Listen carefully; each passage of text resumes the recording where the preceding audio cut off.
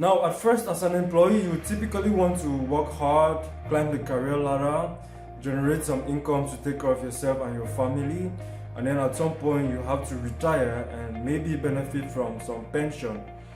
Now, this narrative is fast changing as many more employees like you are turning out to run their personal projects that can generate an extra source of income for them while they go ahead with their normal day-to-day job. Now, we all know that you need an extra source of income as an employee, but then what's stopping you from generating an idea or running a project that can be able to give an extra source of income to you while you go ahead with your day-to-day job or activities? You probably want to tell me you don't have enough time to run a project alongside your current job. But I'll tell you that's not a problem. Most of our friends abroad have 2 to 3 jobs and they still manage to find time to take care of their family. So it's not that you lack time. The problem you have is time management and emotional intelligence. Maybe you want to tell me you don't have enough capital to start or run your project. But I'll tell you it's not even the problem. The problem is that you want to start big. You believe to implement your idea you need to start big, whereas that's not the case. Now you may have an idea, but you don't know where to start. Or probably you don't even have an idea.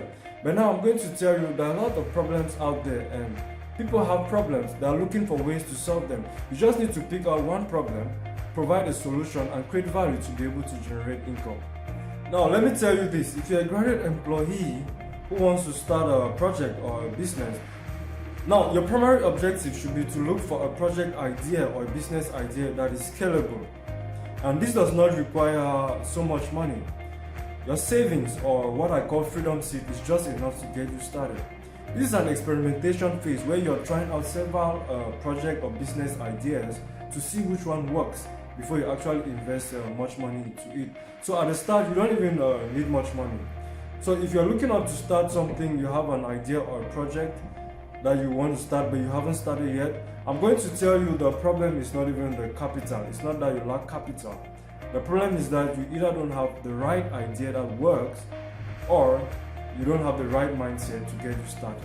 The advantage you have as an employee is that you have a stable source of income and you can be able to dedicate a portion of this income to search for a project idea or a business idea that can generate you a source of income without having to quit your job. Now, this is an advantage over someone who doesn't have a stable source of income. You have the possibility to carry out several trials or several attempts. If you fail at one, you try up another one while keeping your current job. Now, let me tell you one truth. You're going to make mistakes. You're going to fail at some point. But the truth is that you have to learn from every mistake you make. So you don't even want to start with a huge sum of money or a large startup capital. You want to start with something small, maybe a portion of your savings, until you are able to consistently create value that people are willing and able to pay for. It's at this point now that you want to secure large investment capital to be able to scale up your idea, because you are sure you already have people that are willing to pay for your services or to have you serve them with your project or business idea. Now, as a graduate employee, what you need is a project or business idea that lies at the intersection of 3 things: your skills, your passion, and market demand. Now, that's what separates you from someone who did not attain your level of education. Now, your skills could be those you acquired from the university or those you acquire while executing your current job. Now, as an employee, you want to create value, and so you go through an initiation step, which is where you are searching for a project idea that works and can generate income. All you need at this stage is a seed fund or freedom seed, which is simply part of your savings. Now, when your idea meets market need and you can consistently create value people care about and are willing to pay, then you are known as a value hacker. At this point, you need a propagation step to scale your idea.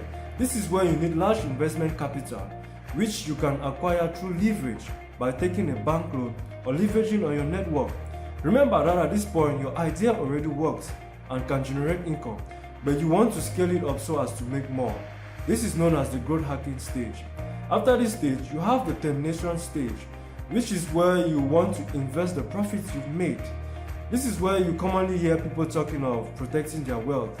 You would want to invest in something that increases the value of your money over time, instead of leaving it in the bank where the value decreases with time. At this stage, you are an investor and can comfortably generate more income without being actively involved. Now, to move from one stage to another, you need a combination of business, financial, and emotional intelligence. In the very beginning, you start by working for money, and then you get to this termination step or investor stage where you flip the coin and your money starts working for you. So, where do you start? Value hacking. You need to be able to identify and validate a practical problem businesses or people around you face and are willing to pay to have it solved.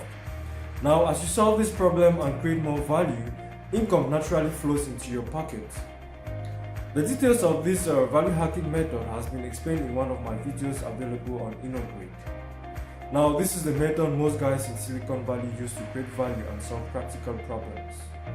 I've actually had the opportunity to use this method on a couple of projects here in Cameroon, and it works. That's why I want to share this method with you.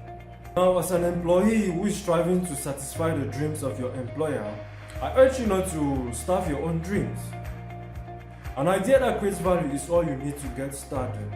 Now, I would love to tell you to keep working hard, but then I say keep working smart, and someday you'll get to where you really want to be.